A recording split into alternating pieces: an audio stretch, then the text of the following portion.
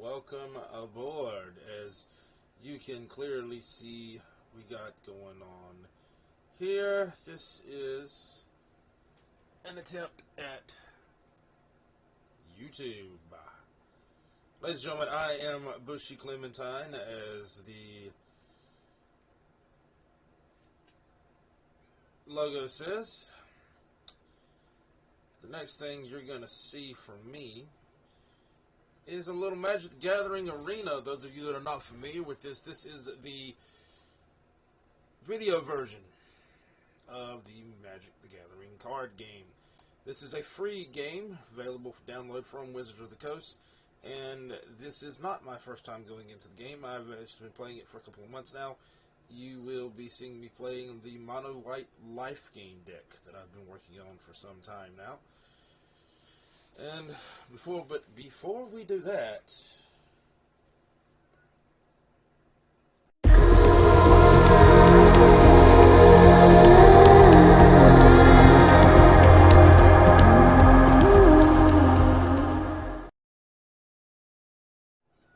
and we are back. Ready to go. Alright, just before I do this, let's take a look at what's in the deck here. As soon as the game decides to cooperate. As you can see here, we have, in our deck, we have 3 L sets. Specifically, this is in here for its sacrifice ability. There's not a lot of it in other sources of it.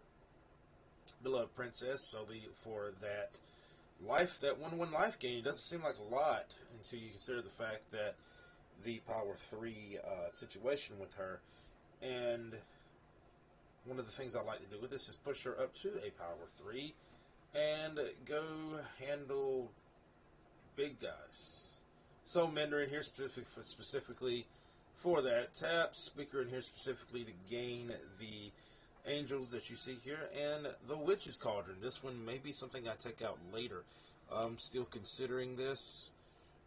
Daxos is in here, 1 to make up the difference in card numbers, and 2 for that that life gain that's going to come in to play it on a later card.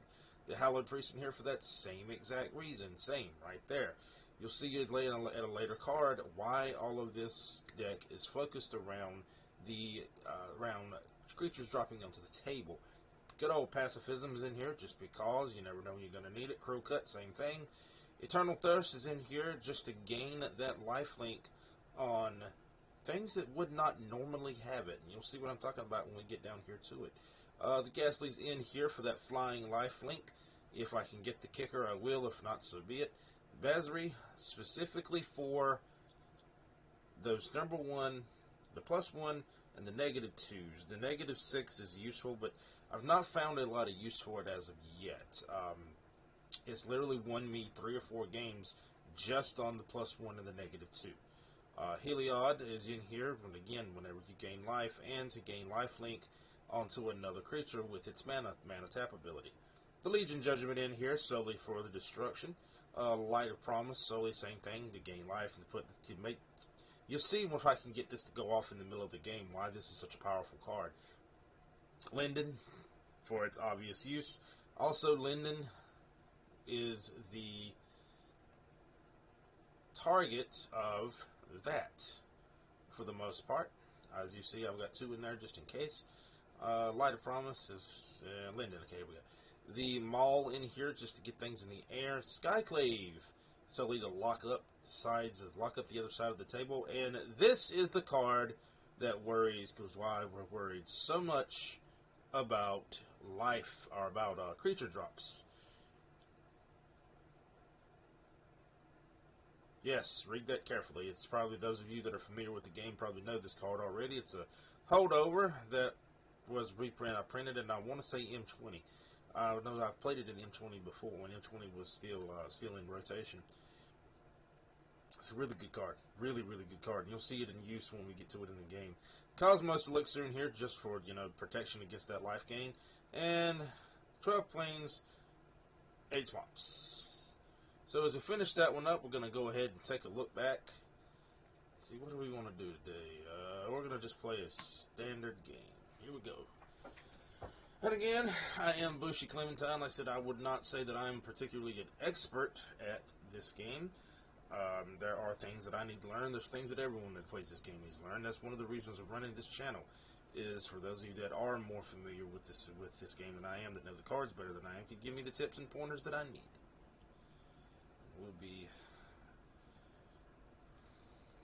And for those of you that would like to play, yes, right there. Alright, what we got here? Yeah, I can't. Oh, yeah, we're going to toss that. There's pretty much nothing I can do with this game. Nothing you can do with that hand. See, that's a little better. Okay. We'll have to... Unfortunately, we're going to have to toss the cut. I'll keep that. Send that to the bottom. Alright. I don't recall whether or not we had the player the draw here.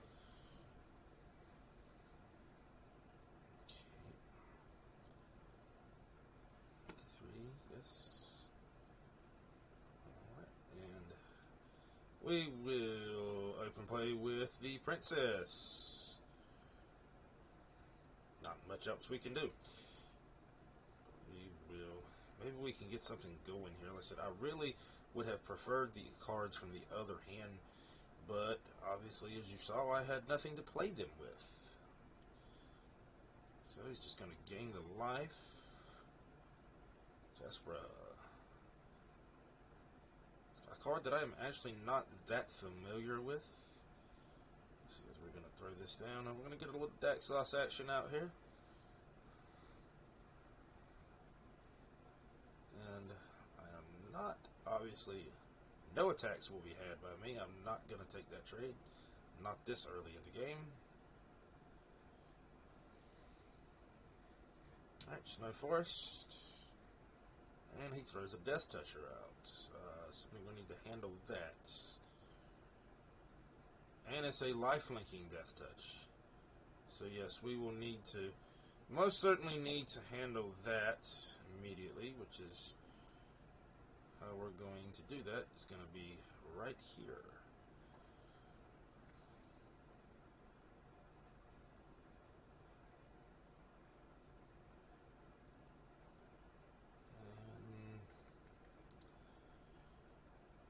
We'll see if he'll take the trade. Probably not. But we'll take the shot. He's tapped out. So.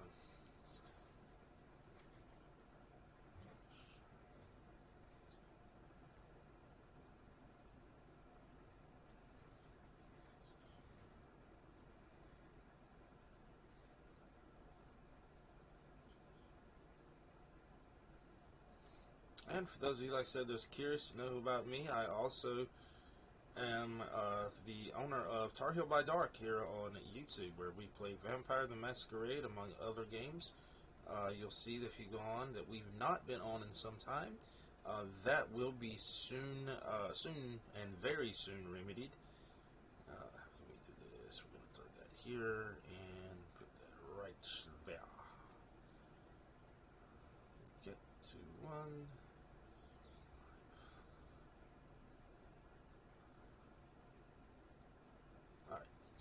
So we are going to set that turn out so we can get until we get set up, so we can try to get Linden out here and get the engine running. Green typically needs a few turns to really get going, but when it does, if you're not ready for it, it's going to be a major problem. Green likes to throw down big heavy creatures, 4/4s, 5/5s. And what they do is situations like this, where this guy can be tapped for mana as well as tapping here. You see that he's showing three mana on board, but tapping these will actually give him 5, which is where things are going to get out of hand if we don't deal with this relatively soon.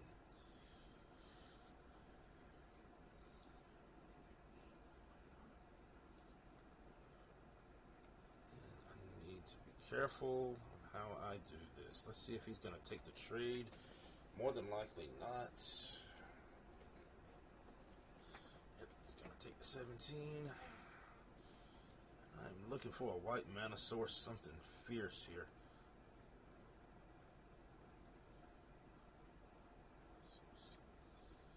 And I'm expecting he's going to pass the turn. As you see, he's tapped out.